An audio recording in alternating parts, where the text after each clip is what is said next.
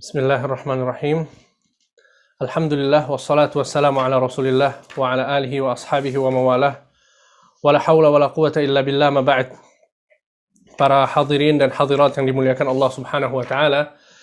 Alhamdulillah kita bersyukur kepada Allah Azza wa Jalla yang telah memberikan kepada kita semua banyak kenikmatan sehingga pada kesempatan kali ini kita bisa bertemu kembali dalam kajian pekanan kita tiap Kamis malam Jumat. Dan sebagaimana yang sudah kita infokan bahwa mulai hari ini ya atau mulai hari ini ya dan seterusnya kita akan membahas kajian Kitabut Tauhid karya Syekh Muhammad bin Abdul Wahhab rahimahullahu taala. Dan pada pekan yang lalu kita sudah membahas tentang biografi dari penulis yaitu Syekh Muhammad bin Abdul Wahhab rahimahullahu taala. Kita sudah bahas bagaimana kisah beliau menuntut ilmu, bagaimana kisah beliau berdakwah dan menyebarkan tauhid di kalangan masyarakat Jazirah Arab sampai akhirnya berkahnya dakwah beliau terasa sampai seluruh penjuru dunia. Bahkan kita yang tinggal di Indonesia yang notabene-nya adalah orang-orang yang jauh dari tempat tinggal beliau, akan tapi sangat sangat terasa ya keberkahan dakwah beliau. Ya, tidaklah dakwah beliau itu bisa terasa keberkahannya kecuali karena dakwah beliau adalah dakwah kepada Allah, kepada Rasulullah SAW, dan kepada pemahaman para sahabat radhiyallahu anhum wa ardhahum.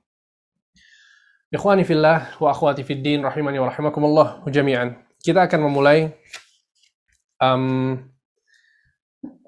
memulai kajian ini ya dari bab yang paling pertama. Ya, penulis memulai kitab ini ya. Penulis memulai kitab ini dengan menyebutkan Kitabut Tauhid, dengan menyatakan Kitabut Tauhid.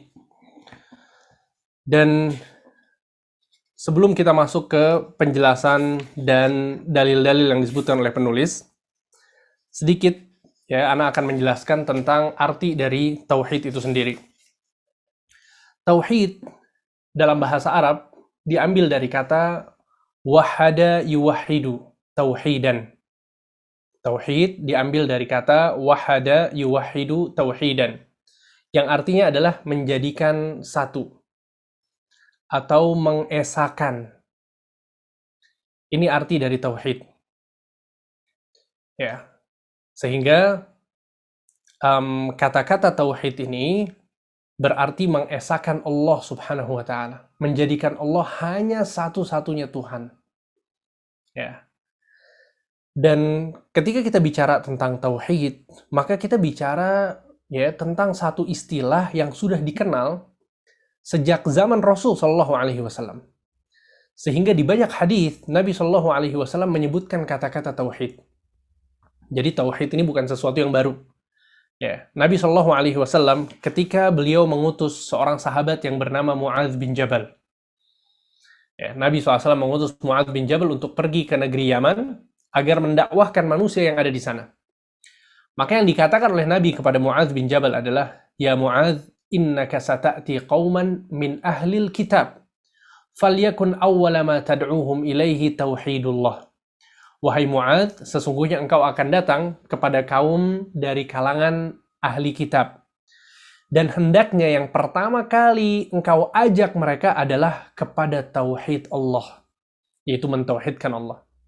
Jadi Nabi SAW secara spesifik menyebutkan kata-kata tauhidullah. Ya, dakwah engkau harus dimulai dengan mentauhidkan Allah. Ya, sehingga kata-kata tauhid ini sudah ada ya dari zaman Rasul Shallallahu Alaihi Wasallam. Bahkan dalam hadis lain Nabi SAW mengatakan, amma abuka falau kana aqarra bit tauhid fasumta wa tasaddaqta anhu nafa'ahu dzalik. Adapun ayahmu jika ia berikrar dengan tauhid, lalu engkau berpuasa dan bersedekah atas namanya, maka akan bermanfaat baginya. Ya, jadi hadis ini konteksnya adalah ketika ada sahabat yang mau beramal untuk ayahnya, gitu ya, beramal untuk ayahnya, entah itu puasa ataupun sedekah atas nama ayahnya. Maka Rasul menjelaskan ya, dia tidak bertauhid, gitu. Kalau dia berikrar dengan tauhid, kemudian engkau berpuasa untuknya dan bersedekah untuknya, maka itu akan bermanfaat baginya. Sehingga yang ingin Anda tekankan di sini adalah bahwa kata-kata tauhid itu bukan kata-kata yang baru. Ya.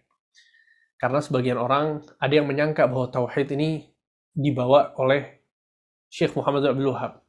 Ya. Sebagian yang lain mengatakan tauhid itu dibawa oleh Syekhul Islam Ibnu Taimiyah. Ya. Padahal ini adalah kata yang digunakan oleh Nabi Shallallahu Alaihi Wasallam semenjak beliau masih hidup.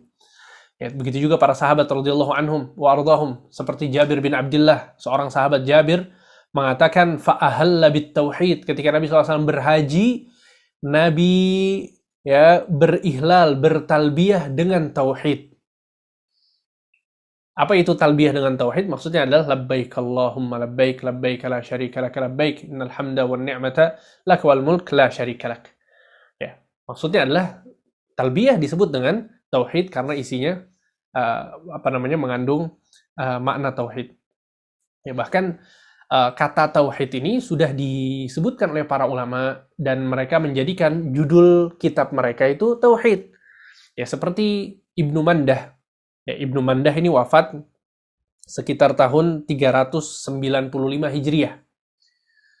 Ya, di abad keempat. Beliau punya kitab namanya Kitabut Tauhid. Ya, sama kayak kitab yang sedang kita pelajari namanya. Kemudian juga Ibnu Khuzaimah rahimahullah, beliau wafat tahun 311 Hijriah. Ya, kita sekarang tahun 1400 sekian Hijriah. Ini tahun 311 Hijriah, beliau juga punya kitab judulnya Kitabut Tauhid. Ya, sama, judulnya hampir sama dengan judul kitab yang akan kita bahas.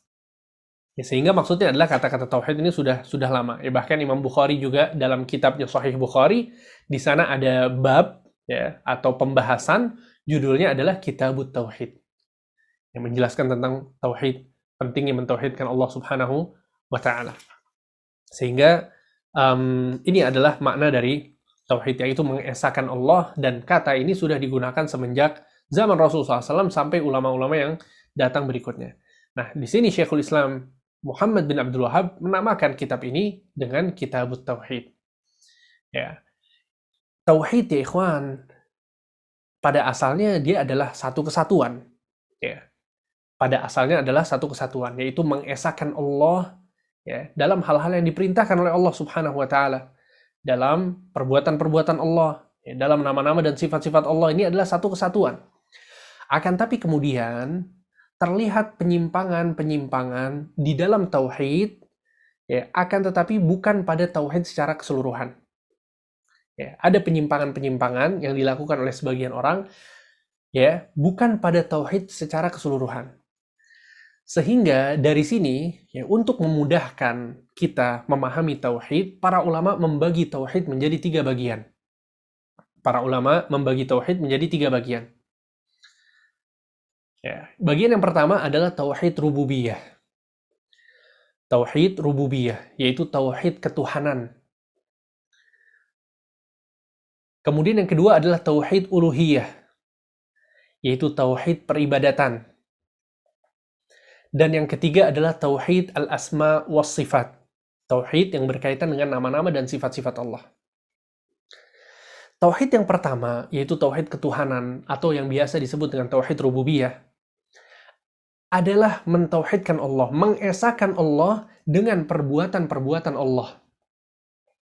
Sehingga kita mengatakan, kita meyakini, kita wajib untuk meyakini bahwa hanya Allah Subhanahu wa taala yang menurunkan hujan. Hanya Allah Subhanahu wa taala yang menghidupkan, yang mematikan, yang memberikan rizki, yang memasukkan ke dalam surga atau neraka. Hanya Allah yang menciptakan, hanya Allah yang menumbuhkan tumbuhan, hanya Allah yang menciptakan janin yang ada di dalam perut seorang perempuan. Sehingga kita mengesahkan Allah dalam perbuatan-perbuatan Allah. Itu tauhid apa? Tauhid rububiyah atau ketuhanan. Ya, adapun tauhid yang kedua, yaitu uluhiyah, ya, peribadatan, adalah mengesahkan Allah dengan perbuatan-perbuatan kita. Ya, kita sholat hanya untuk Allah. Kita mengesahkan Allah dalam sholat kita. Kita mengesahkan Allah dalam puasa kita. Kita mengesahkan Allah dalam penyembelihan kita. Kita mengesahkan Allah dalam seluruh ibadah yang kita lakukan. Ya, sehingga perbedaan antara tauhid rububiyah dengan tauhid uluhiyah adalah bahwa tauhid rububiyah mengesahkan Allah dengan perbuatan-perbuatan Allah, tapi kalau tauhid uluhiyah mengesahkan Allah dengan perbuatan-perbuatan hamba, dengan perbuatan-perbuatan kita.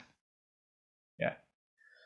Baru kemudian yang ketiga adalah tauhid al-asma wa sifat, yaitu mengesahkan Allah dalam nama-nama dan sifat-sifat Allah. Kita meyakini bahwa nama Al-Alim, As-Sami', Al-Basir yang mengandung sifat-sifat yang mulia, yang agung, ya, bahwa Allah Maha melihat, yang penglihatannya itu sangat luar biasa, tidak terbatas.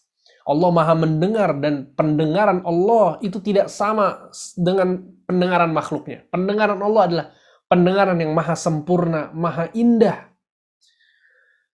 Begitu juga ketika Allah Subhanahu wa Ta'ala memiliki sifat rahmat, menyayangi, maka kasih sayang Allah adalah kasih sayang yang luar biasa, yang tidak mungkin bisa kita bayangkan. Sehingga kita meyakini bahwa Allah Subhanahu wa Ta'ala esa dalam perbuatannya, esa dalam peribadatan yang dilakukan oleh hamba untuknya, dan yang ketiga Allah esa dalam nama-nama dan sifat-sifatnya. Ya. Kalau ada yang bertanya, Ustadz, apa dalilnya yang menjelaskan tentang tauhid itu terbagi menjadi 3? Maka jawabannya adalah bahwa para ulama menjelaskan dalil yang menjelaskan tentang pembagian tauhid adalah al-istiqra. Al-istiqra. Apa itu istiqra? Istiqra, kata para ulama, adalah hikayatul waqi', yaitu menjelaskan tentang realita yang ada. Sehingga para ulama, ya, sebelum mereka membagi tauhid menjadi 3, apa yang mereka lakukan? Yang mereka lakukan adalah mereka melihat realita dalil Al-Quran dan Sunnah secara keseluruhan. Mereka membaca Al-Quran seluruhnya, meneliti Al-Quran secara keseluruhan, dan meneliti As-Sunnah secara keseluruhan.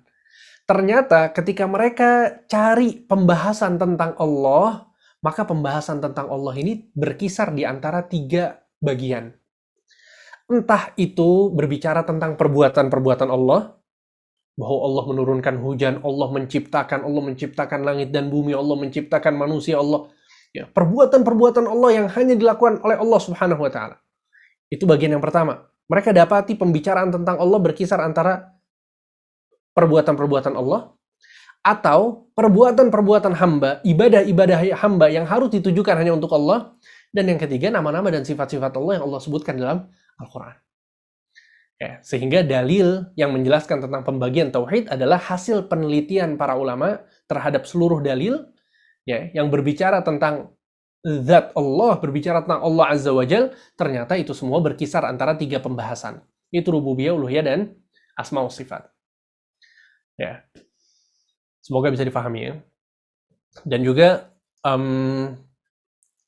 orang-orang musyrikin Mekkah, ya, orang-orang Quraisy, ketika mereka kufur kepada Nabi Muhammad, tidak mau mengikuti Nabi Muhammad SAW, di antara, ya, perselisihan antara mereka dengan Nabi Muhammad SAW adalah dalam urusan tauhid uluhiyah. Allah Subhanahu wa Ta'ala berfirman, "Wala in sa'altahum man khalaqahum la yaqulunna Allah." Wahai Muhammad, kalau engkau bertanya kepada mereka siapa yang menciptakan mereka, maka mereka akan menjawab apa? Allah yang menciptakan kami. Antum bisa bayangkan. Jadi secara umum orang-orang kufar Quraisy ini, secara umum mereka beriman kepada tauhid rububiyah. Akan tapi itu tidak bermanfaat sama sekali. Kenapa? Karena tauhid itu satu kesatuan. Walaupun dia ada 3 bagian, tapi semuanya harus kita imani agar kita masuk ke dalam Islam secara sempurna dengan benar. Jadi orang yang hanya beriman kepada tauhid rububiyah saja, itu tidak bermanfaat baginya. Ya, oleh karena itu kisah yang sangat ma'ruf, yang sangat terkenal, ketika Abdul Muttalib, kakek dari Nabi SAW, ya, bertemu dengan Abrahah. Abrahah adalah pimpinan dari pasukan gajah yang hendak menghancurkan Ka'bah. Abrahah masuk dengan gajah yang sangat besar, yang di belakangnya ada pasukan yang sangat banyak, datang dari negeri Yaman menuju Makkah untuk menghancurkan Ka'bah. Ketika mereka masuk ke kota Makkah, Maka yang pertama kali mereka lakukan sebelum menghancurkan Ka'bah adalah mereka merampas harta berupa binatang ternak atau hewan ternak yang dimiliki oleh orang-orang Mekah. Diambil. Domba-domba masyarakat Mekah diambil, unta-unta masyarakat Mekah diambil. Ya. Kemudian datanglah Abdul Muttalib. Karena ternyata di antara unta-unta yang diambil adalah unta-unta milik siapa? Milik Abdul Muttalib. Akhirnya Abdul Muttalib datang kepada Abrahah. Dan Abrahah merasa segan terhadap sosok Abdul Muttalib.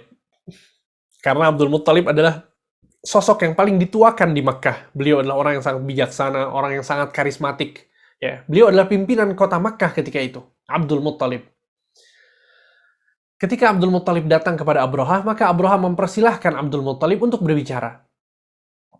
Maka Abdul Muttalib pun mengatakan kepada Abrahah, ya, kembalikanlah unta-untaku. Kembalikan unta-untaku. Ya, akhi, ketika Abdul Muttalib minta untanya dikembalikan oleh Abrahah, ya, Abrahah yang tadinya mengagumi sosok Abdul Muttalib langsung jatuh di matanya Abdul Muttalib.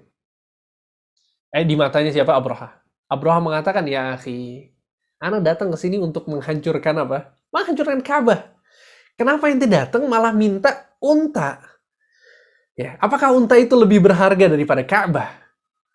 Ya, kenapa yang engkau permasalahkan adalah untanya, bukan Ka'bah yang akan kita hancurkan? Apa kata Abrahah? Apa kata Abdul Muttalib? Ana Rabbul Ibil. Aku adalah pemilik unta-unta. Walil baiti Rabbun yahmih. Dan sesungguhnya Ka'bah memiliki pemilik yang akan menjaganya. Allahu Akbar. Antum lihat, jawaban seorang musyrik yang belum masuk Islam. Dan ini adalah tipikal dari akidahnya orang-orang musyrikin, bahwa mereka beriman secara umum tentang rububiyahnya Allah. Mereka meyakini bahwa Ka'bah ini milik Allah. Allah akan menjaga Ka'bah. Allah yang memiliki Ka'bah. Allah yang menguasai Ka'bah, sehingga Allah akan menjaga Ka'bah. Ya, antum paham ya sekarang ya, bagaimana Abdul Muttalib itu ternyata percaya tentang rububiyahnya Allah. Oleh karena itu, Allah Subhanahu wa Ta'ala menjelaskan hal ini dan meminta konsekuensi dari rububiyah yang mereka imani agar mereka beribadah kepada Allah Subhanahu wa Ta'ala. Oleh karena itu dalam surat Quraisy, apa kata Allah Azza wa Jal? Li'ilafi Quraisy, ilafihim rihlatasyita'i was-saif. Ya, Allah menjelaskan tentang Quraisy, tentang safar yang mereka lakukan di musim panas dan musim dingin. Kemudian kata Allah, "Falyabudu rabb hadzal bait." Hendaknya mereka beribadah kepada Tuhan yang memiliki rumah ini, maksudnya Ka'bah. Alladzi at'amahum min ju' wa amanahum min khauf. Tuhan yang telah memberikan mereka makan ketika mereka lapar dan memberikan rasa aman kepada mereka setelah mereka merasa takut. Ya, jadi Allah Subhanahu wa Ta'ala menyatakan ketika mereka beriman bahwa Ka'bah itu milik Allah, maka beribadahlah kepada Allah. Bukan beribadah malah ke berhala-berhala, ke patung-patung, Lata, Uzza, Hubal, Manat, dan patung-patung yang lainnya. Ya, sehingga itu adalah yang berkaitan dengan tauhid rububiyah. Ya, jadi tauhid rububiyah dan uluhiyah itu nggak mungkin bisa dilepaskan, nggak mungkin bisa dipisahkan. Ya, ketika seorang meyakini bahwa Allah itu maha pencipta, berarti yang maha pencipta ini patut untuk dijadikan satu-satunya Tuhan untuk disembah. Ketika kita meyakini bahwa Allah yang memberikan rizki kepada kita, maka ya, kita seharusnya menjadikan ibadah kita hanya untuk Allah Subhanahu wa Ta'ala. Ya. Sehingga nggak mungkin bisa dipisahkan antara tauhid rububiyah dan uluhiyah. Ya, jadi orang-orang kufar Makkah, orang-orang kafir Quraisy itu, mereka beriman secara umum kepada rububiyah dan mereka kufur terhadap tauhid uluhiyah. Ya. Kalau orang-orang zaman sekarang gimana? Sebagian orang-orang yang berbuat kesyirikan zaman sekarang, mereka bukan cuma di uluhiyah, tapi di rububiyah pun mereka berbuat kesyirikan. Makanya sebagian ulama mengatakan bahwa orang-orang musyrikin zaman sekarang itu kesyirikannya lebih parah daripada musyrikin zaman dahulu. Di antara sebab yang mereka sebutkan adalah bahwa zaman sekarang orang-orang musyrikin yang berbuat kesyirikan itu bukan cuma dalam peribadatan saja. Bahkan dalam rububiyah, dalam ketuhanan Allah itu mereka menyekutukan Allah. Ya. Akhirnya mereka meyakini bahwa yang memiliki pantai selatan adalah Nyi Roro Kidul. Antum bayangkan ini rububiyah. Ya, pemilik, pengatur itu rububiyah. Yang bisa memberikan panen untuk ke ladang para petani adalah Dewi Sri misalnya. Maka ini juga sebuah kesyirikan dalam rububiyah. Ya bukan lagi dalam uluhiyah. Ditambah lagi kemudian di uluhiyahnya pun mereka berbuat kesyirikan.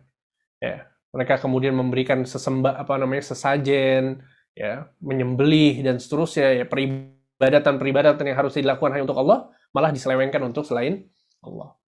Ya Allahul musta'an. Sehingga ini adalah penjelasan tentang pembagian tauhid menjadi 3. Penulis, ya ikhwan, ya kalau antum perhatikan, membawakan 6 dalil. Membawakan 6 dalil pada muqaddimah ini. Dalil yang pertama, ya, kita mulai masuk ke kitab tauhid. Dalil yang pertama adalah firman Allah Azza wa Jal, "Wa ma khalaqtul jinna wal insa illa liya'budun." Ya, tidaklah aku menciptakan jin dan manusia kecuali agar mereka beribadah kepadaku. Ya, surat Az-Zariyat ayat 56. Ya, dalil ini ya ikhwan adalah dalil yang sangat tegas yang menjelaskan kepada kita tentang tujuan diciptakannya jin dan manusia, yaitu untuk beribadah kepada Allah. Di dalam Sahih Bukhari, ya, Imam Bukhari mencantumkan makna dari beribadah kepadaku di ayat ini. Kata beliau, makna ya'budun yuwahidun. Arti dari beribadah kepadaku adalah mentauhidkanku. Ya. Maka tauhid adalah tujuan diciptakannya jin dan manusia. Ya. Kita bisa lihat di sini ya, bukan cuma manusia, akan tapi jin pun demikian. Ya, makanya sebagian orang berlebihan takut kepada jin, padahal mereka adalah hamba-hamba sama seperti manusia. Ya. Mereka juga memiliki kewajiban-kewajiban sama seperti manusia. Mereka adalah hamba-hamba Allah sama seperti manusia. Mereka dilarang untuk bermaksiat kepada Allah sama seperti manusia. Ya, sehingga pada hakikatnya nggak perlu ada yang kita takutkan secara berlebih ya terhadap makhluk yang satu ini. Ya. Dan Allahul musta'an ya, kita di Indonesia memang dikasih ujian sama Allah. Orang-orang suka melakukan branding untuk para jin. Ya. Seakan-akan jin ini betul-betul hebat, sakti, kemudian bisa memberikan mudorot yang luar biasa, bisa membunuh kita, bisa ngejar-ngejar kita, ya kan? Padahal dia pocong, kakinya juga keikat semuanya, tapi seakan-akan berbahayanya luar biasa. Nah, jadi ini sekedar cuma sekedar framing yang dilakukan oleh banyak orang itu, dijadikan film, dijadikan sinetron, akhirnya orang-orang takut berlebih. Padahal wallah nggak ada apa-apa sama sekali. Ya ini biasa-biasa saja. Mereka makhluk sama seperti kita, gitu. Mereka hidup di satu alam yang beda sama kita. Ya sudah, cuma sekedar itu aja. Dan Allah mengatakan di sini, wa ma khalaqtul jinna wal insa illa liya'budun. Tidaklah aku ciptakan jin dan manusia kecuali untuk beribadah kepadaku, mentauhidkanku. Ya, sehingga nggak ada yang perlu ditakutkan sama sekali. Ya, dan juga Allah Subhanahu wa taala menyebutkan ya dalam surat Al-Jin ayat 15 dan 16, kata Allah, wa ammal qasituna fakanu li jahannam hataba wa allaw istaqamu 'ala at-tariqati la asqainahum ma'an ghadaqa. Kata Allah, adapun kaum jin yang menyimpang dari kebenaran, maka mereka menjadi kayu bagi neraka jahanam. Ya, maksudnya yang menyimpang, yang bermaksiat, berdosa, mereka akan masuk neraka.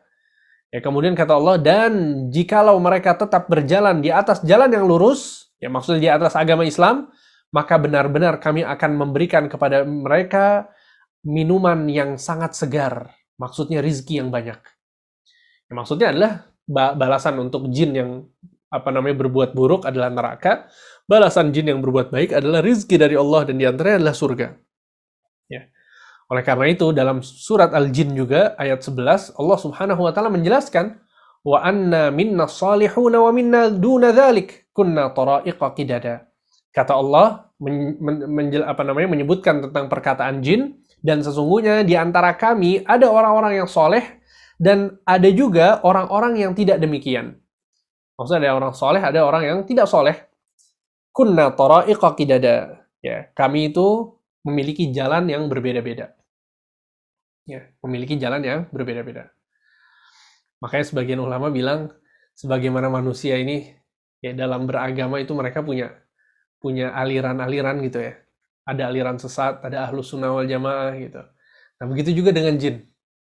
Maka jin ini juga ada yang ahlus sunnah wal jamaah, ya kan? Ada juga yang ahlul bid'ah ya, katakanlah demikian. Taib. Maka dikisahkan ya seorang ulama hadis yang bernama Al-A'mash ya, dan kisah ini disebutkan oleh Ibnu Katsir di dalam tafsirnya, bahwa Al-A'mash itu bicara dengan jin ya. Wallahu a'lam bicara seperti apa ya, entah ada orang kesurupan kemudian bicara dan lain sebagainya. Bicara dengan jin kemudian ditanya oleh Al-A'mash ya, famar rafidhatu fikum ya. Bagaimana jin-jin Rafidhah, jin-jin Syiah di kalangan kalian tuh bagaimana sih mereka? Maka kata jin itu adalah sekte yang paling sesat di antara kita. Ya. Subhanallah, tuh bisa bayangkan ya. Ternyata jin juga ada orang-orang Syiahnya. Nah, intinya maksudnya adalah bahwa para ulama menyebutkan ya, jin itu mereka memiliki kewajiban sama seperti manusia dan kehidupan beragama mereka sama seperti manusia. Walaupun kemudian sebagian ulama berbeda pendapat tentang bagaimana kemudian rincian ibadah yang dilakukan oleh para jin. Apakah mereka diwajibkan sebagaimana kita diwajibkan atau tidak? Ya, jadi seperti haji misalnya. Ya kita haji, sebagaimana yang dijelaskan dalam Al-Quran, dalam As-Sunnah, bahwa haji itu bagi orang-orang yang mampu. Taib, sehingga terkadang orang itu nggak mampu untuk pergi haji karena terkendala transportasi dan lain sebagainya.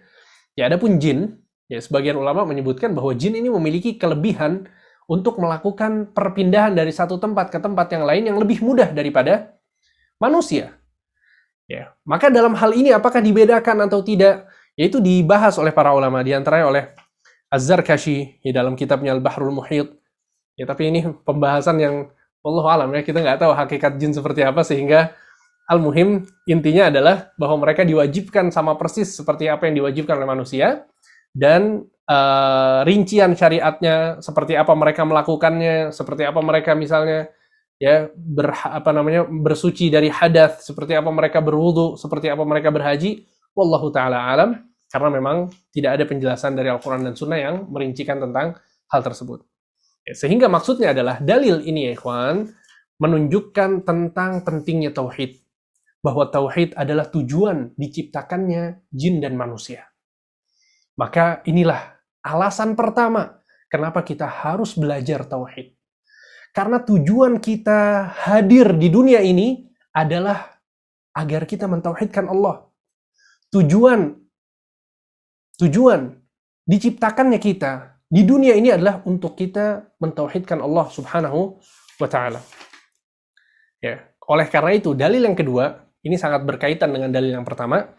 Allah Subhanahu wa taala berfirman, "Wa laqad ba'atsna fi kulli ummatin rasulan an i'budullaha wajtanibut taghut." Ya, sungguhnya kami telah mengutus rasul kepada setiap umat untuk menyerukan beribadahlah kalian kepada Allah dan jauhilah taghut. Beribadahlah kepada Allah dan jauhilah taghut. Ya. Kalau tadi di ayat pertama, di dalil pertama, Allah menjelaskan tentang tujuan diciptakannya jin dan manusia adalah untuk mentauhidkan Allah. Kalau di dalil yang kedua ini, ya surat An-Nahl ayat 36, Allah menjelaskan bahwa tujuan diutusnya para nabi dan rasul adalah untuk menyerukan manusia agar bertauhid. Ya. Sehingga ini adalah dakwahnya para nabi dan rasul ya kawan. Dari zaman Nabi Adam, Nabi Nuh, Idris, Hud, Saleh, ya, Ibrahim, Musa, Isa, dan seterusnya, sampai Nabi Muhammad. Seluruh Nabi dan Rasul, dakwah mereka adalah dakwah tauhid. Nabi SAW mengatakan, Al-Anbiya ikhwatun min allat, ummahatuhum syatta wa dinuhum wahid. Ya, para Nabi adalah saling bersaudara sebapak, ibu mereka berbeda-beda. ya, dan agama mereka satu. Ya, saudara sebapa, ibu mereka berbeda-beda. Maksudnya adalah syariat mereka berbeda-beda. Ya, rincian syariatnya, tata cara puasanya seperti apa, tata cara sholatnya seperti apa. Ya, ada rincian-rincian yang berbeda. Akan tetapi inti dari agama mereka itu sama, yaitu mentauhidkan Allah Subhanahu wa taala dan menyeru agar manusia tidak berbuat kesyirikan. Ya, sehingga ini adalah satu metode dakwah atau satu substansi dakwah yang nggak mungkin bisa dirubah-rubah. Ya. Makanya kita kadang merasa sedih ya ketika kita melihat misalnya sebagian orang, sebagian ustadz atau sebagian dai misalnya yang tidak fokus kepada dakwah tauhid. Ya, fokusnya bukan pada dakwah tauhid. Ini satu hal yang sangat ganjil ya kawan dalam dunia dakwah. Ya, ketika tujuan manusia diciptakan adalah tauhid, kemudian tujuan diciptakan seluruh nabi dan rasul adalah agar mereka mengajak manusia kepada tauhid. Ini berarti kita sebagai dai, sebagai ustadz, seharusnya yang menjadi fokus dakwah kita adalah tauhid. Jelaskan tauhid kepada manusia. Apa makna tauhid? Bagaimana seseorang itu mengesahkan Allah? Mengesahkan Allah dalam peribadatan. Sehingga kita menyembelih hanya untuk Allah, nggak boleh menyembelih kepada selain Allah. Kita bersumpah hanya dengan nama Allah. Kita berdoa hanya kepada Allah. Kita bertawakal hanya kepada Allah. Kita nggak pakai jimat, kita nggak pakai rajah, kita nggak pakai tangkal-tangkal. Kita jauhkan perdukunan, kita jauhkan sihir. Kenapa? Karena itu merusak tauhid. Sehingga makna ini, substansi ini harus selalu hadir dalam dakwah kita.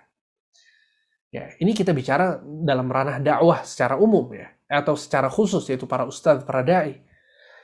Dan sama halnya ketika antum ya, ikhwan dan akhwat, antum yang katakanlah bukan seorang ustadz, bukan seorang dai, tapi antum adalah seorang muslim dan muslimah yang mau mengajak orang lain kepada kebaikan, maka wajib juga bagi antum untuk fokus mengajak orang lain dalam urusan tauhid. Ya, kalau kita melihat di keluarga kita misalnya, ada banyak kemungkaran yang terjadi, maka yang pertama kali harus antum teliti adalah ada kemungkaran dalam urusan tauhid atau tidak. Kalau kemudian ada keluarga antum yang dia merokok misalnya, kemudian celananya di bawah mata kaki, isbal, di sisi lain dia juga datang ke dukun. Nah, antum jangan bicara urusan isbal sama rokoknya. Ya, ini antum akhirkan nggak masalah. Yang antum fokuskan adalah apa? Ketika dia datang ke dukun. Ini adalah kemungkaran yang merusak tauhid seseorang. Sehingga dari sini kemudian seseorang itu bisa tahu prioritas dalam berdakwah. Prioritas dalam mengajak orang lain kepada kebaikan. Mana yang harus diprioritaskan. Ya karena sebagian orang ketika ngobrol sama orang-orang, ya Masya Allah, sebagian orang yang mau mengajak kepada kepada kebaikan gitu ya. Yang diajak bukan amal soleh atau tauhid, malah yang dibicarakan adalah tentang berpolitik misalnya. Ya akhi, kita dalam Islam, kita harus seperti ini, dalam Islam harus seperti ini. Ya akhi, ini urusan politik, ini urusan belakangan. Kalau kemudian ada seseorang yang masih terjerumus ke dalam kesyirikan, dia belum mengerti tentang masalah tauhid, dia belum tahu tentang adab-adab berdoa kepada Allah adalah yang paling utama adalah berdoa hanya kepada Allah, maka jangan kemudian kita bicara tentang hal-hal yang lain. Ya, bukan berarti kita betul-betul stop tidak bicara dengan hal-hal yang lain. Boleh bicara, tapi kita bicara tentang fokus dakwah itu sendiri. Maka fokus yang harus kita selalu sampaikan adalah tentang masalah tauhid. Ya, tanpa menyampingkan kebaikan-kebaikan yang lain. Tauhid itu adalah dalil yang kedua. Dan di dalil yang kedua ini ya disebutkan di dalam ayat ini bahwa Allah berfirman ya, dan sesungguhnya kami mengutus kami telah mengutus seorang rasul pada setiap umat agar menyeru beribadahlah kepada Allah dan jauhilah taghut. Ya. Beribadah kepada Allah dan jauhilah taghut. Ini adalah dua hal yang nggak bisa dipisahkan, yaitu menetapkan peribadatan hanya untuk Allah dan meniadakan peribadatan kepada selain Allah. Ya, menetapkan peribadatan untuk Allah ini disebut dengan itsbat dalam kitab-kitab tauhid, dalam penjelasan para ulama. Adapun meniadakan sesembahan selain Allah atau peribadatan kepada selain Allah ini dinamakan dengan an-nafi, yaitu peniadaan. Ya, jadi ini nggak mungkin bisa dipisahkan. Oleh karena itu dalam kalimat tauhid yaitu la ilaha illallah, kita lihat di dalamnya mengandung dua unsur ini. La ilaha, tiada Tuhan yang berhak disembah, ini adalah peniadaan. Illallah, kecuali Allah, itu penetapan peribadatan itu hanya untuk Allah Subhanahu wa taala. Ya, jadi selain seseorang itu mengajak ya seseorang lain kepada Allah Azza wa Jal untuk beribadah hanya kepada Allah, mengesahkan Allah, maka ya di samping itu dia penting juga untuk mewanti-wanti dan memberikan peringatan agar tidak terjerumus kepada kesyirikan, yaitu menjadikan peribadatan untuk selain Allah. Baik. Itu adalah dalil yang kedua. Kemudian dalil yang ketiga yang disebutkan oleh penulis di sini adalah surat Al-Isra ayat 23. Wa qadha rabbuka alla ta'budu illa iyyah wa bil walidaini ihsana. Kata Allah Subhanahu wa taala, dan Tuhanmu telah memerintahkan kepadamu agar engkau tidak beribadah kecuali hanya kepada Allah. Ya. Jangan beribadah kecuali hanya kepada Allah. Wa bil walidaini ihsana, dan hendaklah engkau berbuat baik kepada ibu dan bapakmu dengan sebaik-baiknya. Ya. Ini juga merupakan dalil yang menjelaskan tentang kewajiban tauhid. Wa qadha rabbuka, ya Allah telah mewajibkan, memerintahkan kepadamu agar tidak beribadah kecuali hanya kepada Allah Subhanahu wa taala.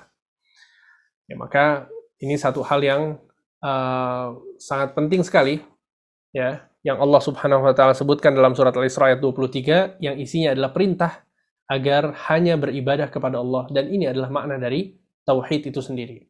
Ini dalil yang ketiga. Kemudian dalil yang keempat yang disebutkan oleh penulis adalah firman Allah Subhanahu wa taala dalam surat An-Nisa ayat 36. Wa'budullaha wa la tusyriku bihi syai'a. Dan sembahlah Allah dan jangan kalian ya menyekutukannya dengan sesuatu apapun. Dan sembahlah Allah ya, dan jangan kalian menyekutukannya dengan sesuatu apapun. Ya, sehingga ini juga sama seperti yang sebelumnya, berisi perintah agar kita mengesahkan Allah, menjadikan Allah satu-satunya Tuhan yang diibadahi, dan peringatan bagi kita agar tidak berbuat kesyirikan sedikit pun. Ini adalah dalil yang keempat. Kemudian dalil yang kelima. Dalil yang kelima adalah surat Al-An'am ayat 151 sampai 153. Antum perhatikan baik-baik, ini ayatnya agak panjang. Antum perhatikan baik-baik. Surat Al-An'am ayat 151 sampai 153. Allah Subhanahu wa taala berfirman, "Qul ta'alau atlu ma harrama rabbukum 'alaikum alla tusyriku bihi syai'a wa bil walidaini ihsana wa la taqtulu auladakum min imlaq nahnu narzuqukum wa iyyahum wa la taqrabul fawahisha ma dhahara minha wa ma batan wa la taqtulun nafsa allati harrama Allahu illa bil haqq dzalikum wassakum bihi la'allakum ta'qilun wa la taqrabu malal yatimi illa billati hiya ahsan hatta yablugha ashuddah wa awful kayla wal mizana bil qisti la nukallifu nafsan illa wus'aha wa idza qultum fa'dilu walau kana dha qurba wa bi ahdillahi awfu dzalikum wassakum bihi la'allakum tadhakkarun wa anna hadha sirati mustaqiman fattabi'uhu wa la tattabi'us subula fatafarraqa bikum an sabilihi dzalikum wassakum bihi la'allakum tattaqun. Yang artinya adalah, katakanlah wahai Muhammad, marilah kubacakan apa yang diharamkan kepadamu oleh Tuhanmu. Ya, apa yang diharamkan kepadamu oleh Tuhanmu. Ya, Nabi menyebut Allah memerintahkan Nabi untuk menyebutkan hal-hal yang diharamkan ini. Apa saja? Yang pertama, ya, alla tusyriku bihi syai'a, jangan kalian berbuat kesyirikan kepada Allah sedikit pun. Lihat, ini yang pertama. Kemudian yang kedua, wabil walidaini ihsana. Ya, dan berbuat baiklah kepada kedua orang tuamu. Dan janganlah engkau membunuh anak-anakmu karena takut kemiskinan. Kami akan memberi rizki kepadamu dan kepada mereka. Dan janganlah engkau mendekati perbuatan-perbuatan yang keji, baik yang nampak ataupun yang tersembunyi. Janganlah kalian membunuh jiwa yang diharamkan Allah, melainkan dengan sesuatu atau sebab yang benar. Ya, demikian itu yang diperintahkan oleh Tuhanmu kepadamu supaya engkau memahaminya. Dan janganlah engkau mendekati harta anak yatim kecuali dengan cara yang bermanfaat hingga sampai ia dewasa. Dan sempurnakanlah takaran dan timbangan dengan adil. Kami tidak akan memikulkan beban kepada seseorang melainkan sekedar kesanggupannya. Dan apabila engkau berkata, maka hendaklah engkau berlaku adil. Ya, walaupun dia adalah kerabatmu, dan penuhilah janji-janji Allah. Yang demikian itu diperintahkan Allah Subhanahu wa taala kepadamu agar engkau ingat, dan bahwa yang kami perintahkan ini adalah jalan yang lurus, maka ikutilah dia. Ya, ikutilah jalan yang lurus tersebut. Ini yang ke-10. Dan janganlah engkau mengikuti jalan-jalan yang lain, karena jalan-jalan itu mencerai-beraikan engkau dari jalan Allah. Yang demikian itu Allah perintahkan kepadamu agar engkau bertakwa.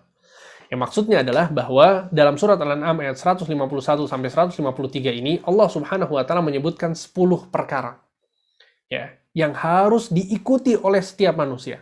Allah memerintahkan Nabi Muhammad untuk menyampaikan 10 perkara ini. Dari 10 perkara ini, yang paling pertama apa? Kata Allah, "Alla tusyriku bihi syai'a." Jangan kalian berbuat kesyirikan kepada Allah sedikit pun. Ya, para ulama menyebutkan ketika Allah menyebutkan tentang tauhid ini lebih awal dan yang paling awal, maka ini menunjukkan tentang pentingnya perkara tauhid. Ya. Taib, itu adalah dalil yang kelima. Kemudian dalil yang keenam, ya, dalil keenam adalah perkataan seorang sahabat Ibnu Mas'ud, ya, yang berkaitan dengan ayat yang tadi kita sebutkan. Kata beliau, "Man arada an yanzura ila wasiyyati Muhammadin sallallahu alaihi wasallam allati 'alaiha khatamuh falyaqra qaulahu ta'ala qul ta'alu atlu ma harrama rabbukum 'alaikum alla tusyriku bihi syai'a ila qaulihi wa anna hadza sirati mustaqima."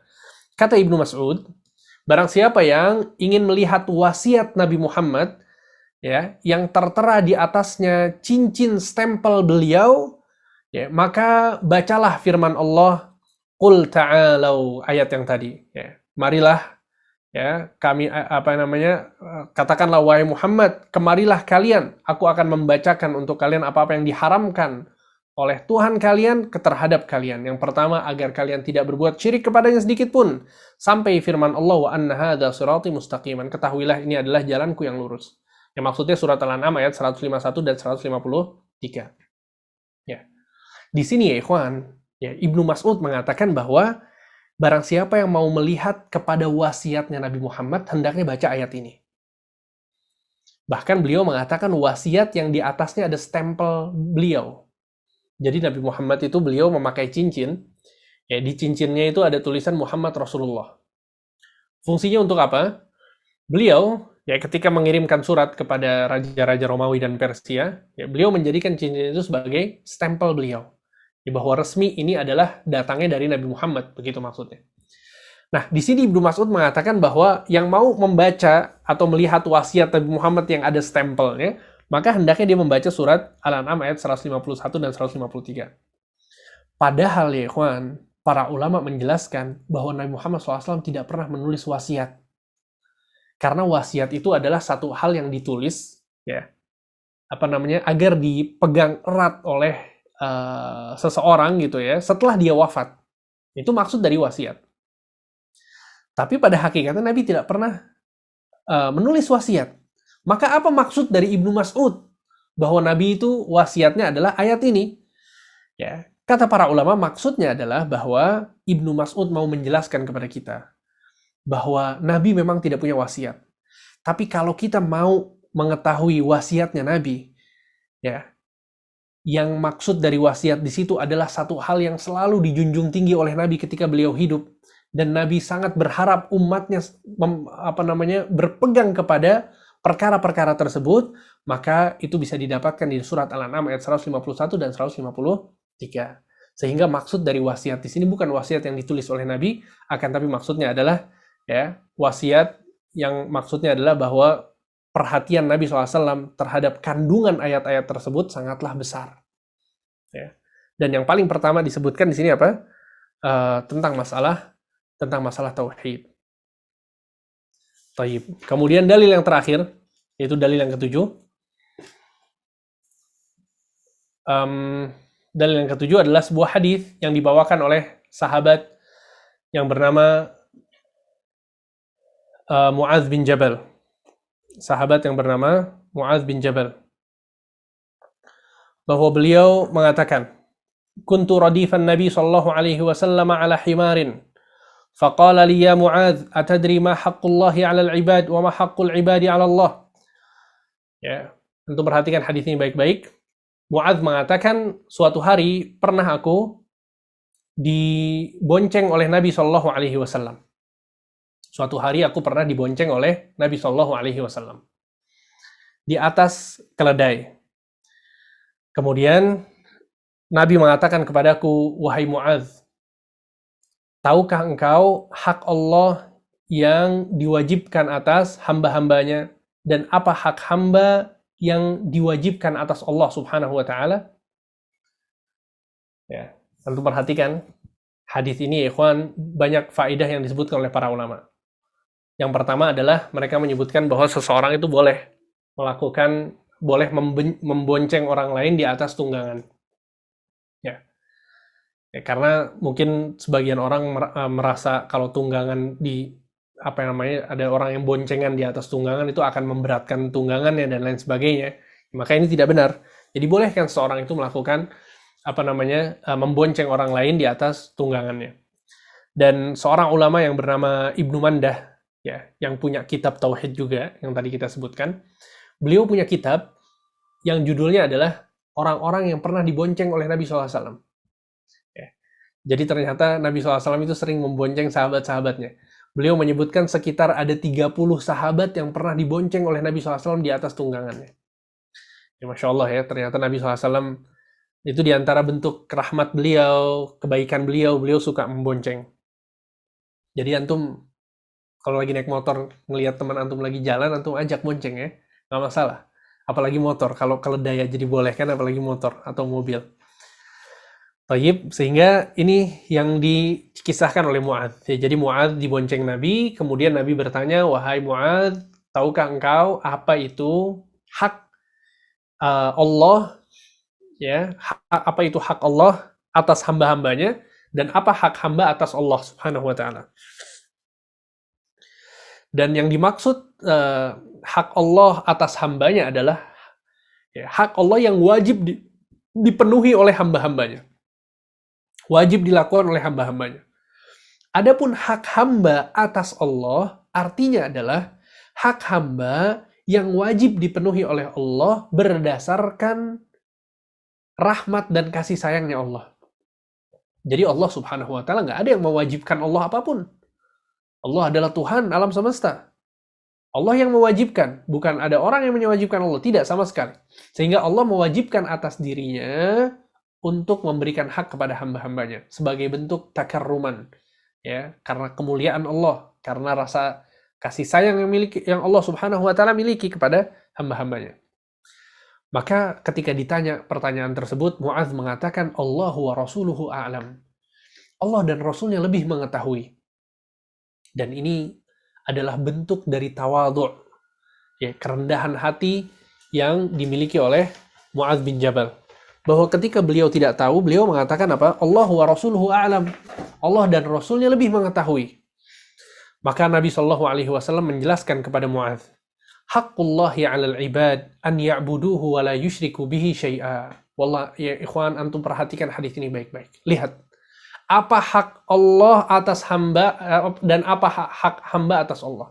Kata Nabi, hak Allah atas hamba adalah agar si hamba beribadah kepada Allah dan tidak berbuat kesyirikan kepadanya sedikit pun. Beribadah kepada Allah dan tidak berbuat kesyirikan sedikit pun. Itu adalah haknya Allah yang harus kita penuhi sebagai hamba. Wa haqqul ibadi 'ala Allah, dan hak hamba yang wajib Allah penuhi dan pasti Allah penuhi adalah alla yu'adziba man la yusyriku bihi syai'a. Allah tidak boleh mengazab seseorang dan tidak akan mengazab seseorang yang tidak berbuat kesyirikan kepadanya sedikit pun. Antum bisa bayangkan. Ya, betapa besarnya tauhid, ya, dan betapa besarnya ganjaran orang yang bertauhid. Bahwa ketika seorang itu tauhidnya bersih dari kesyirikan, maka Allah Subhanahu wa Ta'ala tidak akan mengazabnya. Nggak mungkin mengazabnya. Antum bisa bayangkan. Maka ketika Mu'adz mendengar hal ini, ikhwan, Mu'adz terkaget. Ya, kemudian beliau bertanya kepada Rasul, "Ya Rasulullah, afala ubashirun nas?" Wahai Rasul, bolehkah aku memberitahukan kabar gembira ini kepada manusia? Ini kabar gembira yang sangat luar biasa. Antum bayangkan, Allah akan mengampuni dosa-dosa kita. Allah tidak akan mengazab kita ketika kita mentauhidkan Allah dan tidak berbuat kesyirikan sedikit pun. Apa kata Nabi SAW? Qala la tubashirhum fayattakilu.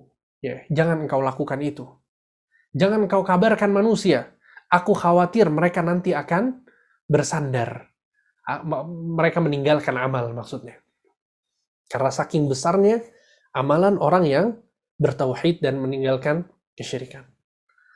Ya, antum bisa bayangkan betapa besarnya dan pentingnya tauhid yang harus kita lakukan untuk Allah Subhanahu wa Ta'ala.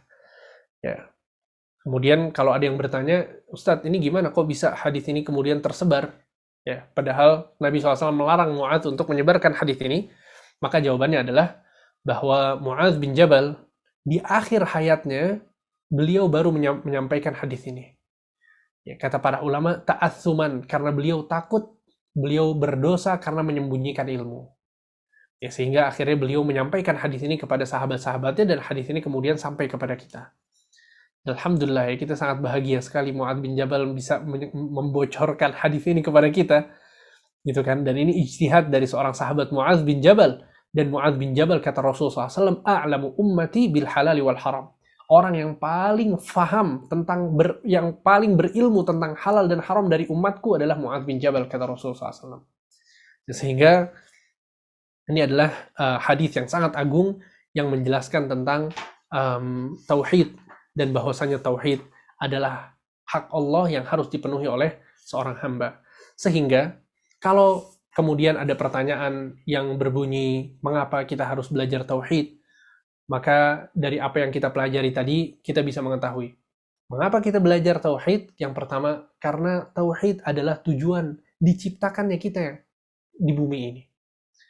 Karena tauhid yang kedua adalah tujuan Allah Subhanahu wa Ta'ala mengutus Nabi dan Rasul seluruhnya. Kemudian yang ketiga, mengapa kita belajar tauhid? Karena ini adalah hak Allah yang paling besar, yang harus dipenuhi oleh hamba-hambanya. Sehingga inilah kemudian kenapa kita mempelajari tauhid, dan secara spesifik kita mempelajari kitabut tauhid. Dan dalam kitab ini insya Allah, ya, di bab-bab yang selanjutnya kita akan lebih rinci lagi dalam membahas tentang perkara tauhid ini. Jadi di muqaddimah ini kita membahas tentang mengapa kita harus belajar tauhid, dan definisi tauhid, pembagian tauhid tadi sudah kita paparkan semua. Pada pertemuan-pertemuan yang akan datang kita akan merinci satu persatu tentang perkara tauhid. Kita akan berbicara tentang keutamaan tauhid dan dosa-dosa yang akan digugurkan oleh tauhid. Kemudian keutamaan masuk surga tanpa hisab untuk orang-orang bertauhid, itu rinciannya seperti apa. Kemudian tentang masalah kesyirikan, bahaya dan kebobrokan kesyirikan akan kita bahas insya Allah. Kemudian juga dakwah kepada tauhid. Kemudian penjelasan tentang memakai gelang, benang, dan sejenisnya untuk menghilangkan atau menangkal bencana. Kita akan bicara juga tentang jampi-jampi, tentang jimat. Kita bicara juga tentang orang-orang yang suka mengagungkan dan mengharap keberkahan dari pohon, batu, dan yang sejenisnya. Kemudian hal-hal rinci lainnya yang berkaitan dengan tauhid dan syirik, insya Allah akan kita bahas pada pertemuan-pertemuan yang akan datang setiap pekannya pada hari Kamis malam pukul 8 sebagaimana yang tadi kita laksanakan. Semoga apa yang disampaikan bisa bermanfaat bagi kita semua. Wassallallahu ala nabiyina Muhammad wa ala alihi wa sahbihi ajma'in. Alhamdulillah, jazakallahu khairan Ustadz atas materi yang disampaikan. Masya Allah, sangat banyak insya Allah faedah yang dapat kita petik dari yang tadi sudah disampaikan. Pertemuan pertama ya, pembahasan pertama untuk kita tauhid, dan Masya Allah cukup banyak dan padat yang disampaikan. Nah, kita sudah selesaikan sesi pertama, yaitu sesi pemaparan materi oleh Ustadz Hamdi Hafizahullah Ta'ala. Selanjutnya kita akan masuk ke sesi kedua, sesi tanya jawab. Nanti kita akan buka kesempatan untuk penanya langsung terlebih dahulu. Berikutnya kami akan bacakan pertanyaan yang sudah masuk melalui kolom chat box. Sebelum kita masuk ke sesi tanya jawab, ada beberapa informasi penting yang ingin kami sampaikan. Yang pertama adalah kajian online TI 06 Mengaji ini terbuka untuk umum. Tiap Kamis ba'da Isya sekitar 19.45 waktu Indonesia Barat.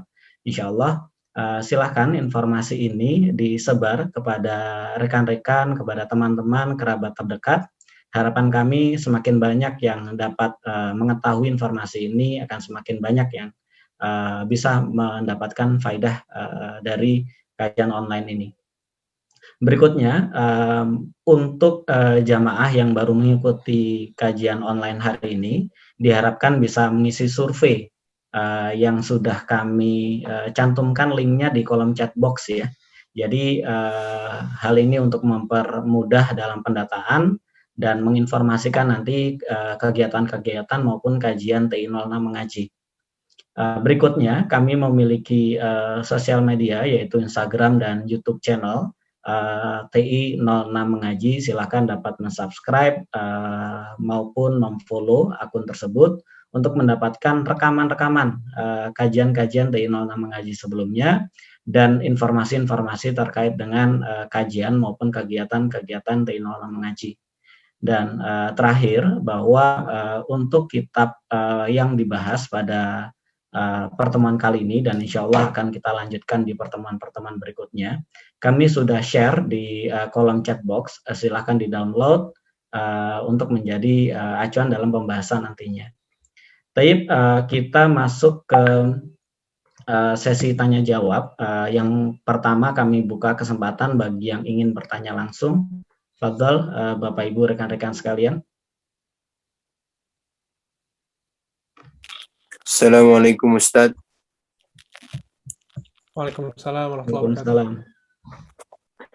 Bagaimana jika seorang melakukan kesyirikan lalu dia bertaubat? Lalu dia melakukan dosa selain kesyirikan seperti berzina, meminum khamar. Apakah taubat dari kesyirikan itu masih diterima oleh Allah Subhanahu wa taala? Syukran. Baik. Pertanyaan yang bagus ya. Dosa syirik adalah satu-satunya dosa yang Allah Subhanahu wa taala tidak mengampuninya dengan catatan ketika dia mati dalam keadaan belum bertaubat. Allah Subhanahu wa taala berfirman, innallaha la yaghfiru ayyushraka bih wa yaghfiru ma duna dzalika liman yasha. Sesungguhnya Allah tidak mengampuni dosa syirik. Ya, dan Allah akan mengampuni dosa-dosa selain syirik bagi orang-orang yang Allah kehendaki. Sehingga berdasarkan ayat ini, para ulama mengatakan bahwa dosa syirik adalah dosa yang tidak akan diampuni oleh Allah ya, jika dia tidak bertaubat darinya. Oleh karena itu dalam ayat lain Allah Subhanahu wa taala mengatakan, qul li'ibadiyalladzina asrafu ala anfusihim la taqnatu min rahmatillah innallaha yaghfiru dzunuba jami'a. Katakanlah wahai Muhammad kepada hamba-hambaku yang melampaui batas. Katakan kepada mereka, jangan kalian putus asa dari rahmatku. Sesungguhnya Allah mengampuni seluruh dosa.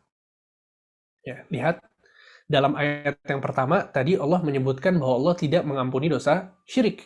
Dalam ayat yang kedua Allah menyebutkan bahwa Allah mengampuni seluruh dosa. Bagaimana kita memahami dua ayat ini yang seakan-akan kontradiksi? Para ulama mengatakan maksudnya adalah dosa syirik itu tidak diampuni kalau tidak bertaubat. Tapi kalau seorang bertaubat, maka akan diampuni dosa apapun. Baik itu kesyirikan atau yang lainnya. Sebagaimana ini yang dilakukan oleh para sahabat radhiyallahu anhum wa ardhahum. Banyak sahabat yang tadinya berbuat kesyirikan, kemudian mereka bertaubat kepada Allah, masuk Islam, diampuni semua dosa-dosa yang sebelumnya, dan mereka menjadi orang-orang yang terbaik. Ya, sehingga kalau kemudian seseorang berbuat kesyirikan, kemudian dia bertaubat, ya, kemudian dia berbuat dosa-dosa yang lain, maka itu tidak dianggap dengan dosa yang pertama, karena dosa yang pertama sudah diampuni. Ya, maka dosa-dosa yang berikutnya itu butuh taubat lagi. Dan kalau dosa tersebut adalah di bawah kesyirikan, bukan kesyirikan, maka ya konsekuensinya berbeda dengan kesyirikan. Ya, sehingga setiap orang yaitu dianjurkan oleh Nabi Shallallahu Alaihi Wasallam untuk selalu bertaubat kepada Allah. Bahkan Nabi SAW menyebutkan bahwa beliau bertaubat dalam satu hari itu 70 kali. Ya, beristighfar kepada Allah, astagfirullah wa atubu ilaih, astagfirullah atubu ilaih. Ini sebagai bentuk ya pembersihan dosa setiap harinya. Pembersihan dosa setiap harinya. Sehingga maksudnya adalah bahwa kalau seorang kemudian bertobat dari kesyirikan, maka Allah akan menerima taubatnya. Kalau kemudian dia berdosa lagi, maka dia perlu bertobat dari dosa-dosa tersebut. Tapi yang jadi catatan bahwa dosa kesyirikan itu tidak seperti dosa yang lainnya, karena dosa kesyirikan adalah dosa yang paling besar. Insya Allah akan rinciannya akan kita bahas nanti di bab tentang kesyirikan. Wallahu a'lam. Syukran Ustaz, jazakallah khair. Wa ya barakallahu fiik. Baik, jazakallahu khairan Ustaz atas pertanyaannya. Berikutnya kami buka kesempatan kedua untuk penanya langsung. Bagi yang ingin bertanya, dipersilakan. Assalamualaikum warahmatullahi wabarakatuh. Waalaikumsalam. Warahmatullahi wabarakatuh. Ustadz, saya ingin bertanya, bagaimana jika kita terlahir dari keluarga yang bukan sunnah dan saya dan istri sama-sama sudah kenal sunnah, sedangkan misalkan istri 7 bulanan, hamil sudah 7 bulan, sedangkan pihak antara kedua belah keluarga itu mengadakan budaya 7 bulanan. Apakah kita hanya menolak dalam sisi hati, ataukah bagaimana sikap dari kita sebagai yang sudah kenal sunnah? Syukran Ustaz. Taib. Masya Allah. Pertanyaan yang bagus ya.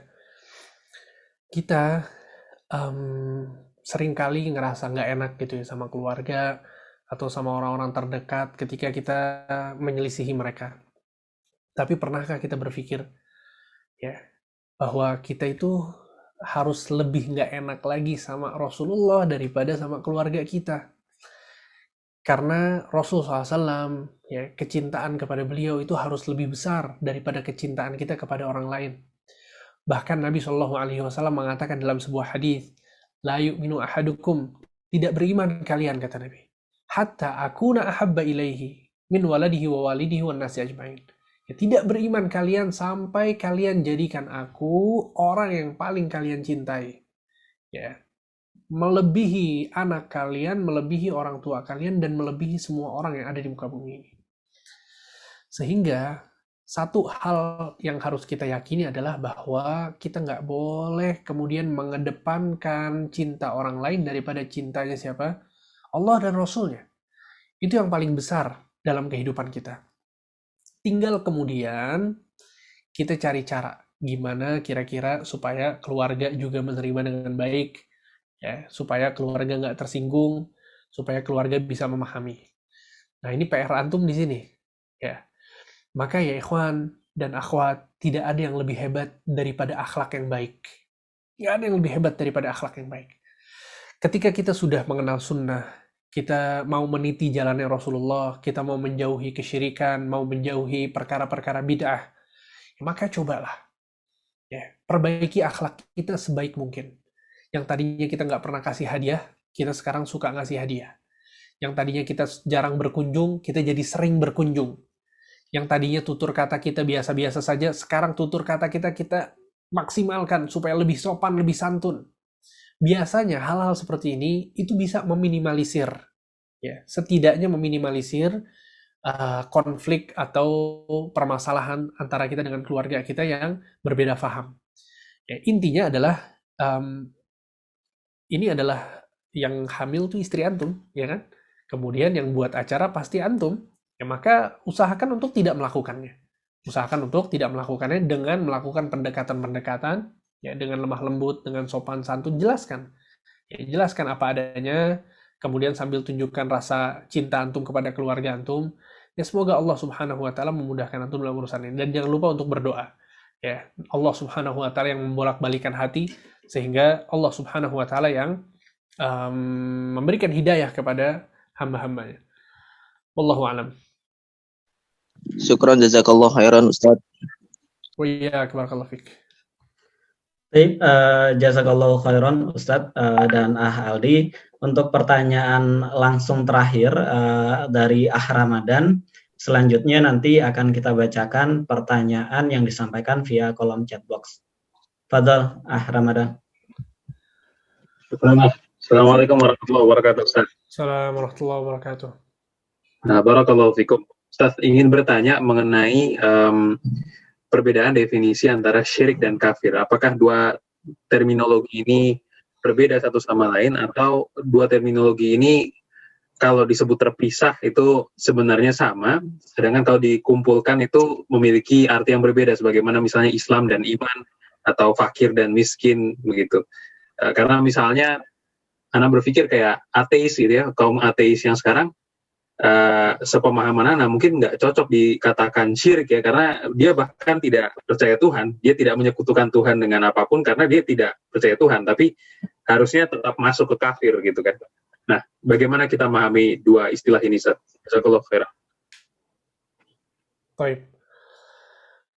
Iya, yang dijelaskan oleh para ulama adalah bahwa kata kufur ya itu lebih umum daripada kata syirik. Ya, betul, memang terkadang jadi kesyirikan itu menduakan Allah gitu ya. Dan pada hakikatnya orang yang tidak beribadah kepada Allah sama sekali, kemudian dia malah beribadah kepada yang lain, itu juga dikatakan syirik oleh para ulama. Bahkan Ana pernah bertanya juga ke Syekh Ibrahim Ar-Ruhaili, ya sama persis dengan pertanyaan antum. Ana pernah bertanya, Syekh, sekarang orang yang nggak menyembah apapun, atau dia menyembah selain Allah dan tidak menyembah Allah, apakah itu disebut kesyirikan juga atau tidak? Kata Syekh, itu juga disebut dengan kesyirikan oleh para ulama.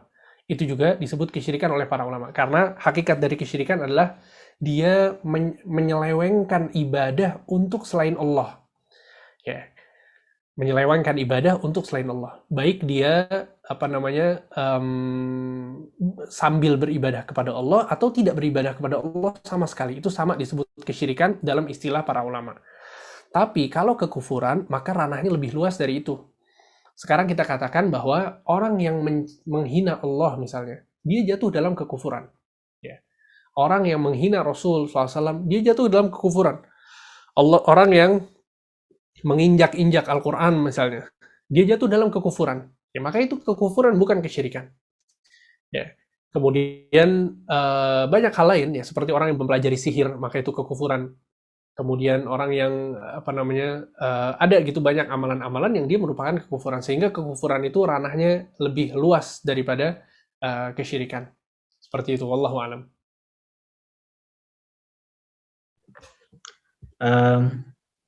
Jazakallahu khairan Ustadz atas jawaban yang disampaikan. Taib, untuk selanjutnya kita masuk ke pertanyaan yang sudah masuk kepada host secara tertulis via kolom chat box. Ustadz, Masya Allah nih pertanyaannya cukup banyak.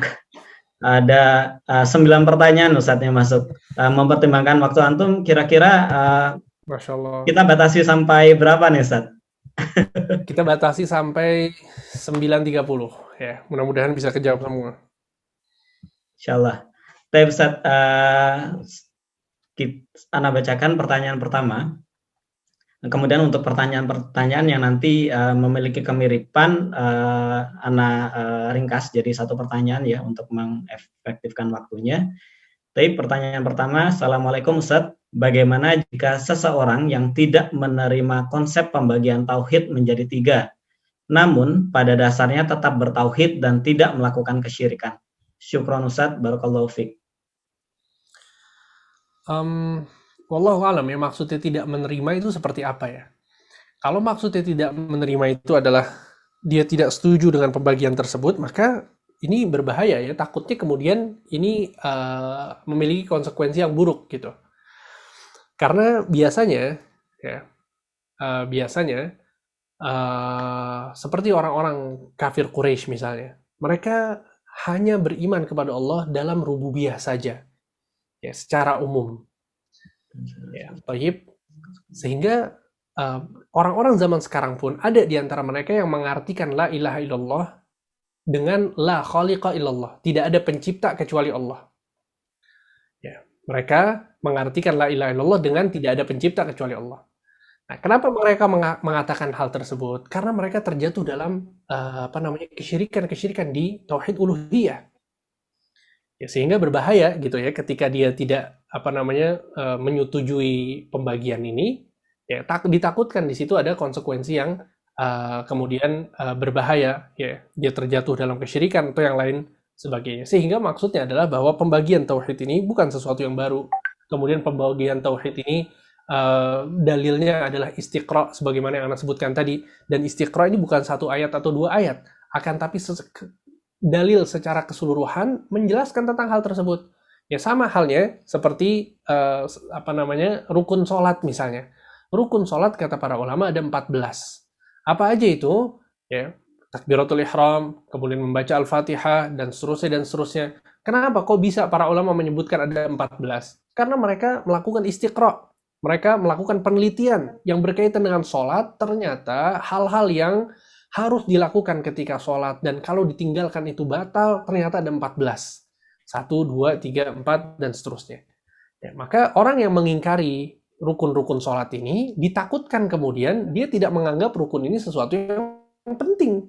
Ya, kemudian ada satu yang ditinggalkan, kemudian tidak masalah dan lain sebagainya, padahal itu membatalkan sholat.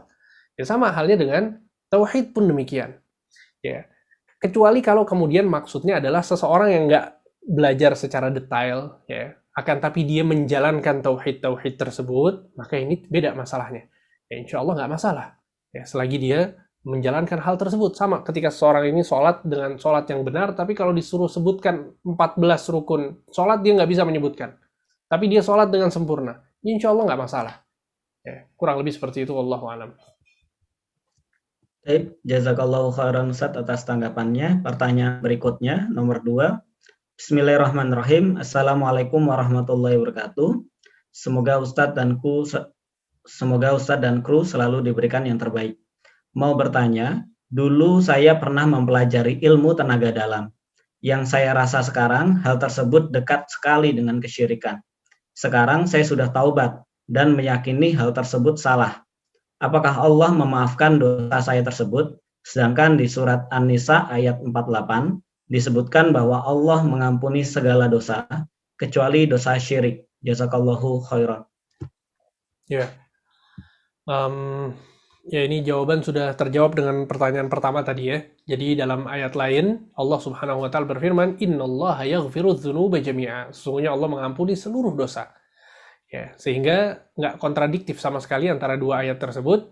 Ya, maksudnya adalah kesyirikan yang tidak seseorang itu bertaubat darinya, yang tidak bertaubat itu yang tidak diampuni. Tapi kalau dia bertaubat, maka Allah akan mengampuninya. Ya, wallahu a'lam. Dan yang pernah belajar seperti ini hendaknya mempelajari kitab tauhid. Ya, antum rutinkan hadir kajian ini. Semoga bermanfaat buat antum. Bagaimana nanti bisa menghilangkan kesyirikan yang ada dalam hati, membersihkan hati agar selalu bertauhid kepada Allah. Itu semua akan kita bahas nanti insya Allah. Wallahu a'lam. Barakallahu fikum Ustaz. Pertanyaan berikutnya, ada 2 pertanyaan yang Ana ringkas Ustaz. Yang pertama terkait dengan kesyirikan yang dilakukan oleh ayah yang telah wafat. Yang kedua yang saat ini menderita stroke Ustaz. Jadi ada 2 pertanyaan. Pertanyaannya, Bismillahirrahmanirrahim. Assalamualaikum, izin bertanya. Ayah saya telah wafat, itu pertanyaan pertama. Yang kedua stroke. Lalu saya baru tahu bahwa apa yang ayah saya lakukan dulu adalah sebuah kesyirikan. Dan saya tidak tahu apakah beliau telah bertaubat atau belum. Apakah saya bisa memintakan ampunan untuk beliau kepada Allah, serta apa saja kebaikan yang bisa saya lakukan untuk beliau selain mendoakannya? Baik. Kalau masih hidup ya dan belum wafat, maka dalam hal ini kita perlu mendakwahkan ayah kita, ya, mengajak ayah kita agar meninggalkan kesyirikan yang dia lakukan. Thayyib. Dan diusahakan untuk bicara kepadanya walaupun dalam keadaan sakit, ya. Maksudnya bicara baik-baik, pelan-pelan gitu. Kemudian talqinkan tauhid, ya, talqinkan la ilaha illallah agar selalu mengingat kepada Allah supaya senantiasa hatinya itu hanya untuk Allah Subhanahu wa taala. Ya, akan tapi kalau sudah wafat dan ya diyakini bahwa dia berbuat kesyirikan, maka orang yang terjatuh dalam kesyirikan, ya ikhwan, itu nggak boleh dimintakan ampun kepadanya.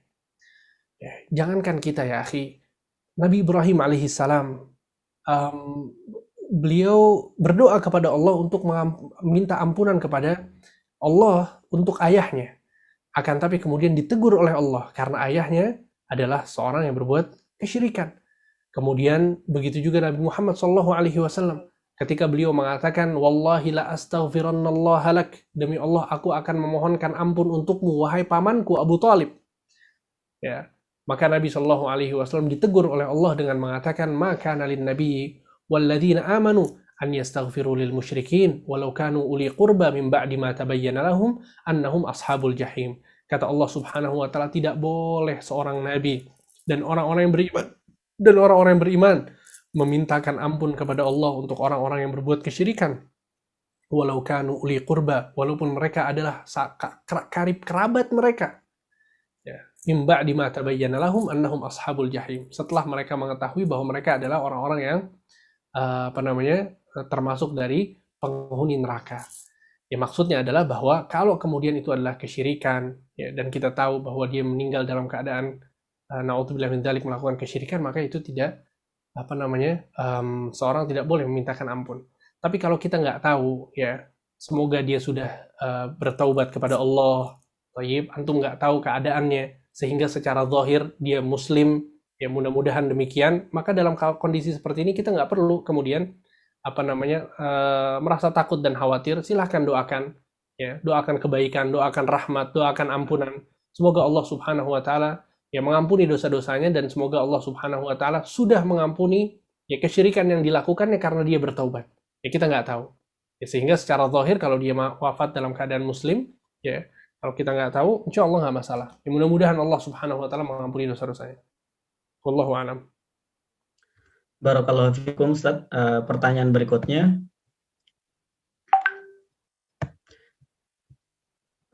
Bismillah. Assalamualaikum warahmatullahi wabarakatuh. Semoga Allah memberikan rahmat dan keberkahan kepada Ustadz, tim kajian, dan seluruh kaum muslimin. Ustadz izin bertanya, apabila kita ingin menyampaikan tentang tauhid kepada keluarga. Dari sini ke sininya nggak ada ininya kurang. Apabila kita ingin menyampaikan tentang tauhid kepada keluarga, penjelasan seperti apa yang harus kita sampaikan, mengingat keterbatasan ilmu kita dan pemahaman keluarga kita yang masih sangat awam. Syukron jazakallahu khairan. Baik, Masya Allah, pertanyaan yang sangat bagus ya. Itulah mengapa kita mengadakan kajian kitab tauhid, ya, agar kita semua punya bekal, ya, untuk mengajak orang-orang terdekat kita agar mengajak kepada tauhid. Ya, intinya adalah apa yang antum ketahui, apa yang antum pelajari, silakan sampaikan. Ya, silakan sampaikan. Kemudian satu hal penting juga bahwa setiap orang itu memiliki cara yang berbeda dalam mendakwahinya. Kalau antum berdakwah kepada anak antum, ya, maka caranya akan berbeda dengan dakwah antum kepada orang tua antum. Ya, intinya itu permasalahan metode saja. Tapi yang jadi fokus dalam mendakwahkan tauhid adalah ilmu yang kita miliki.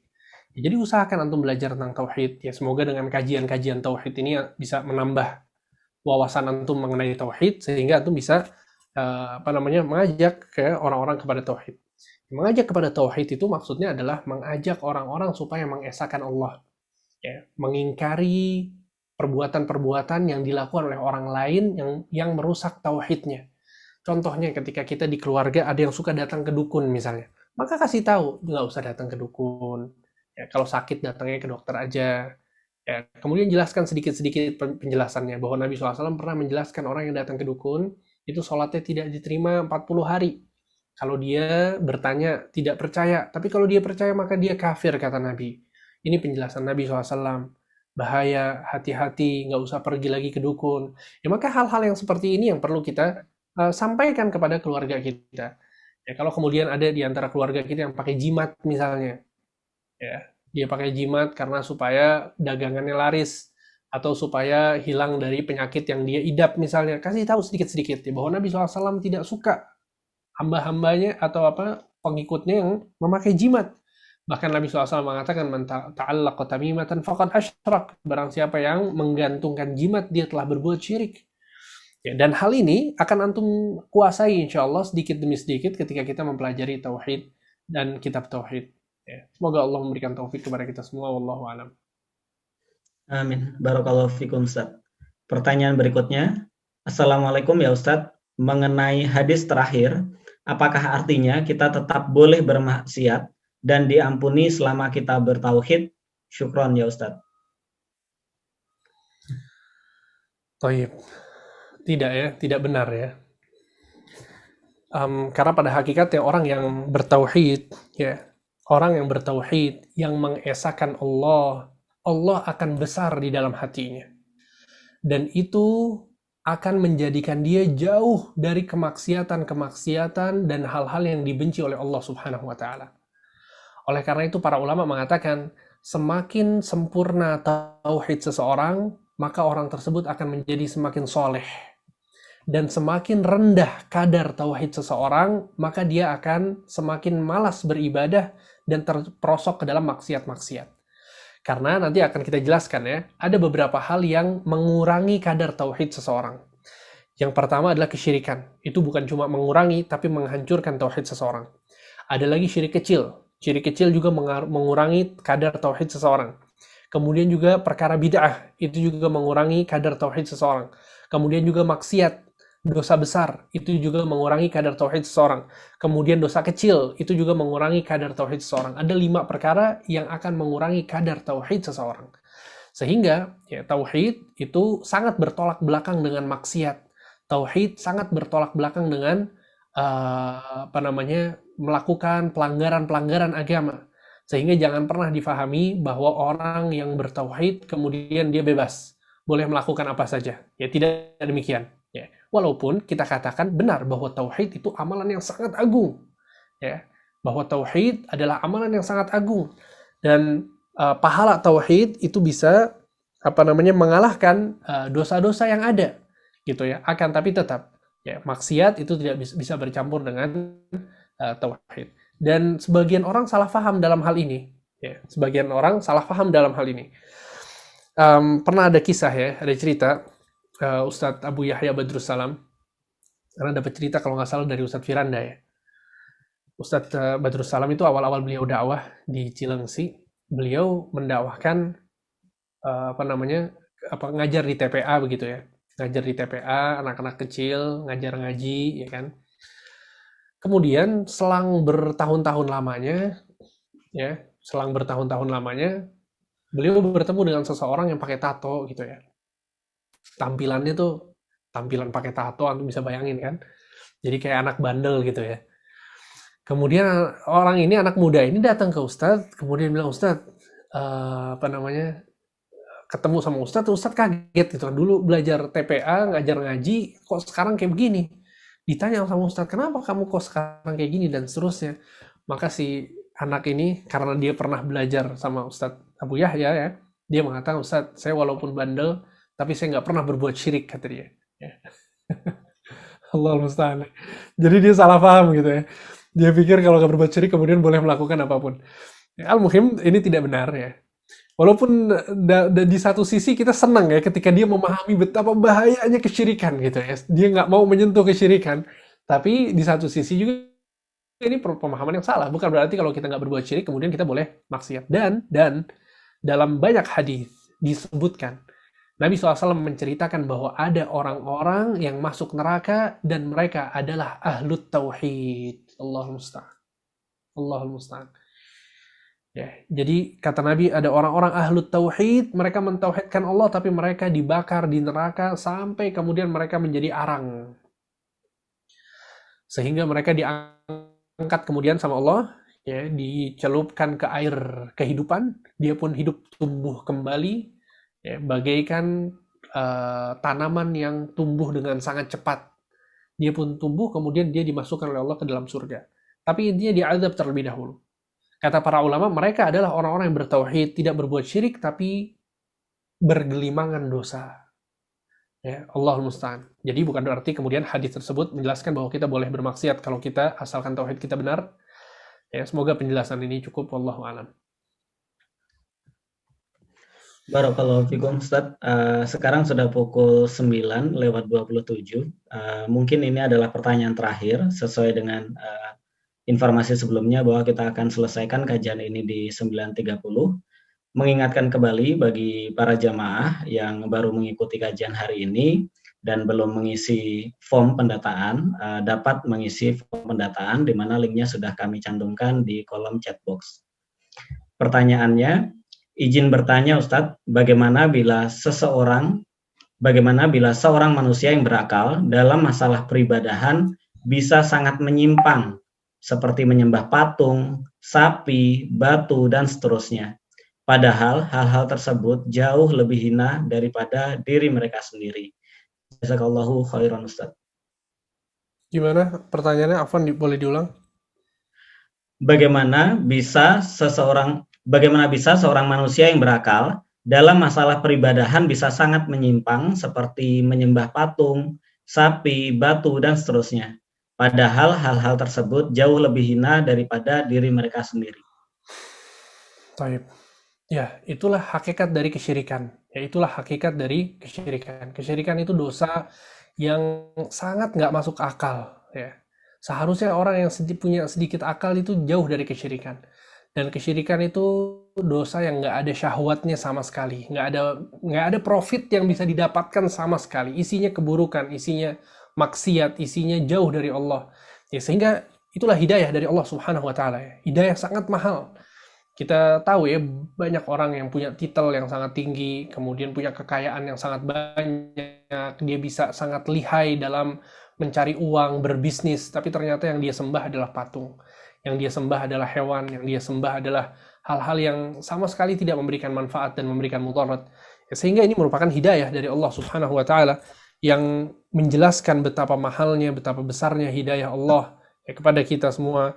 Semoga Allah Subhanahu wa Ta'ala memberikan taufik kepada kita semua dan memberikan kepada kita semua selalu istiqamah, agar selalu istiqamah di atas jalan yang benar. Wassallallahu ala nabiyina Muhammad wa ala alihi wa sahbihi ajma'in. Wallahu a'lam.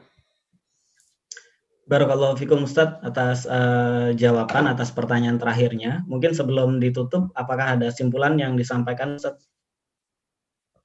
Karena rasa cukup insya Allah ya. Alhamdulillah kita sudah selesaikan 2 sesi kajian malam ini. Insya Allah kita akan bertemu lagi di pertemuan berikutnya, pekan depan dan pertemuan berikutnya. Dalam hal ada pertanyaan yang belum sempat tertanyakan maupun ada pertanyaan yang belum terjawab, kami mengucapkan permohonan maaf. Insya Allah nanti apabila ada kesempatan, silakan ditanyakan di kesempatan berikutnya. Tayyib, semoga kita senantiasa diberi keistiqomahan. Insya Allah jalan kita masih panjang untuk mengkaji kitab Tauhid ini. Kemudian diberi kemudahan dalam memahami apa yang disampaikan dan diberi kekuatan untuk mengamalkan. Kita tutup dengan doa kafaratul majlis. Wassalamualaikum warahmatullahi wabarakatuh.